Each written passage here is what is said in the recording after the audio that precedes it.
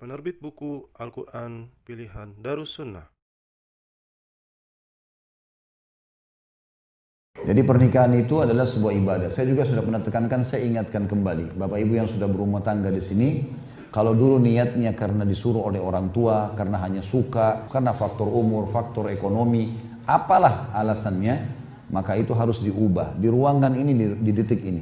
Niat dalam hati pernikahan karena sunnah Nabi SAW. Karena ulama mengatakan pernikahan adalah bahtera pahala terbesar. Karena mulai akad nikah sampai anak cucu nanti pahala semuanya.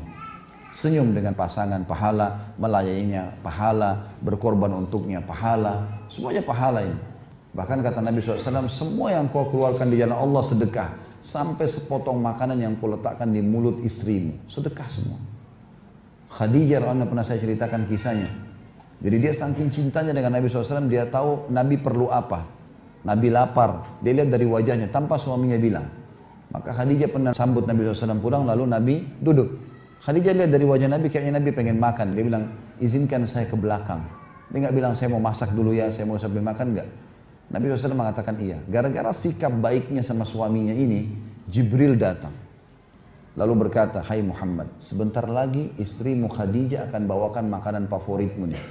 Dia tahu kau lapar, dia bawakan. Karena sikap itu, melayani suami saja, sampaikan salamnya Allah kepada dia. Dan sampaikan salamku kepada dia, Jibril. Dan sampaikan berita gembira, gara-gara sikap perbuatannya ini melayani suami dengan baik, dia akan mendapatkan istana yang terbuat dari intan berongga, yang tidak ada suara berisik sama sekali di surga nanti. Jadi semuanya pahala.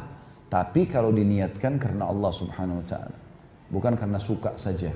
Kalau suka, kapan apa yang membuat kita suka pasangan, misalnya kita suka paras wajahnya, kita suka matanya, kulitnya kah, rambutnya kah, apa saja, kapan itu hilang, naudzubillah, sakit, cacat, hilang semuanya. Nggak ada lagi kita punya rasa suka kan. Begitu juga dengan hartanya, kapan hartanya hilang, kita sudah nggak suka. Apa saja itu bisa hilang, kecuali memang niatnya karena Allah SWT. Karena kita tahu kita sedang menjalankan amanah. Ibu-ibu di sini, kalau mandang suaminya, lihat ini orang amanah Allah, gantungkan nasib saya sama dia.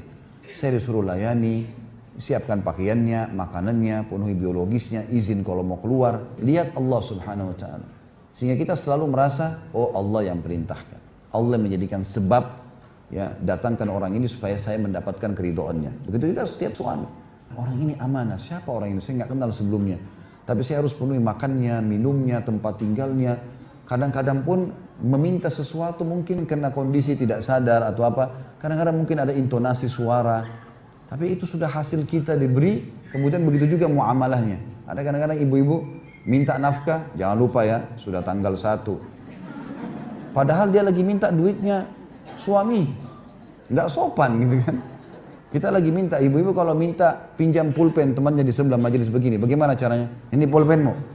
Nggak mungkin. Orang itu langsung menjauh gitu kan. Bu bisa pinjam pulpennya nggak? Santun, baik. Semestinya begitu. Tapi subhanallah karena ini amanah dari Allah berbeda. Banyak suami sabar. Ya sudah. Ya.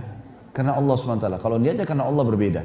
Makanya kata Nabi SAW, nikah itu bagian dari sunnahku. Siapa yang menolaknya bukan dari golonganku. Nah, ini sudah masyhur riwayat-riwayat ini yang pernah kita sampaikan sebelumnya. Oleh karena itu diniatkan karena Allah SWT supaya langgeng. Dan juga diniatkan teman-teman sekalian, rumah tangga itu sekali kita menikah selamanya sampai ke surga insya Allah. Udah lupain kata-kata cerai ini, lupain udah. Masalah nanti ada ketidakcocokan, adaptasi, belajar. Karena kita kalau cerai pun nikah sama orang baru, adaptasi baru lagi. Dia punya cara makan sendiri, pola makan, pola fikir, pola tidur, segala macam. Kita bantu pasangan, lebih baik teman-teman kita bantu pasangan keluar dari masalahnya daripada kita meninggalkan dia. Sampai kepada masalah besar pun ya, misal pasangan kita sedang diganggu oleh lawan jenis. Ibu-ibu dapat suaminya sedang diganggu oleh wanita lain. Atau bapak-bapak mendapatkan istri diganggu oleh laki-laki lain. Na'udzubillah, mudah-mudahan tidak terjadi. Tapi kalau terjadi, bapak ibu punya dua opsi. Opsi yang pertama marah, udah pilih saya atau dia. Akhirnya pasangan kita bingung. Bisa saja pilih orang yang selingkuhannya ini atau dia pilih kita kan? Kalau menurut saya ini tidak efektif. Ada cara yang kedua, rangkul pasangan kita supaya dia bisa berubah, tinggalkan itu. Saling terbuka itu sangat bagus. Lebih baik kita rangkul pasangan, bantu dia keluar. Karena orang yang sedang digoda oleh orang lain, itu ada pengaruhnya. Maka kita sebagai pasangan bantu dia keluar dari permasalahan, bukan malah kita tinggalkan. Itu poin penting ya. Kalau mau memang rumah tangganya langgeng, kalau enggak susah. Setiap kali ada masalah kita selalu emosional, selalu minta pulang, selalu minta cerai, selalu mau menceraikan dengan ancaman kalau laki-laki, maka ini tidak ada gunanya rumah tangga itu. Dan bahaya, orang mengatakan ceraikan saja saya, kita sudah tidak cocok, malaikat lewat mengaminkan, bahaya loh. Tidak usah. Semoga Allah berikan hidayah kepadamu, semoga Allah mudahkan kau jadi baik, semoga begini dan seterusnya. Itu bagus ya. Pernikahan merupakan batin, hubungan batin yang hakiki. Maknanya, yang saya pernah bilang, semua rasa suka kita, begitu sudah akad nikah, limpahkan kepada pasangan halal. Tidak usah ada was-was syaitan. Nanti kalau saya terlalu cinta sama dia, terus cerai nanti masalah. Nggak usah pikir cerai dulu. Itu hubungan batin yang hakiki. Kemudian cinta yang penuh dengan kejujuran. Yang betul-betul semua yang berhubungan dengan masalah cinta, saya ingin lampiaskan pada pasangan halal. Saya pernah bilang kata-kata, apalah, gambar, segala macam. Bahkan kita halal mengirim foto-foto pasangan kita atau kita kirim foto kita kepada pasangan yang halal.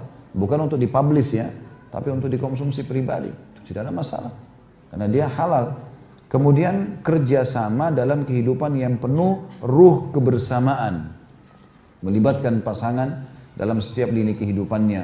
Ya, berdiskusi, berdialog, ini semua masuk dalamnya. Tapi ini dikatakan ada ruh kebersamaan. Bukan begitu suaminya ibu bilang, saya kayaknya terlilit utang nih, usaha saya bangkrut. Nah itu karena nafkahnya kurang. Ini jadi masalah ini. Kita bukan berikan solusi. Nggak boleh. Istri kita misalnya berkeluh, kayaknya di rumah ini butuh pembantu. Karena kalau saya sendiri urus 3 anak, cuci, nggak sempat nih. Ah memang dasar kok males. Nggak boleh. Memang dia butuh pembantu, kasih. Kenapa enggak? Ada ruh kebersamaan. Kita kerjasama. Dan teman-teman tidak akan muncul ini hubungan batin yang hakiki, cinta yang penuh kasih sayang, kalau masih ada sifat bakhil dan perhitungan sama pasangan. Tidak bisa bertemu kelanggengan hubungan dengan bakhil. Mustahil. Nggak mungkin. Pelit sekali. Perhitungan sekali. Makanya tidak boleh ada. Karena ini di sini harus ada kebersamaan dan penuh kasih sayang. Untuk tujuan membentuk keluarga yang baik. Sekaligus memakmurkan alam semesta. Jadi artinya, betul-betul di sini kalau rumah tangga baik, keturunan juga baik-baik, tidak lagi istilah broken home, maka akan baik semuanya. Alam semesta ini pun lagi baik, tatanannya berjalan sesuai dengan yang diatur oleh Allah Subhanahu wa taala.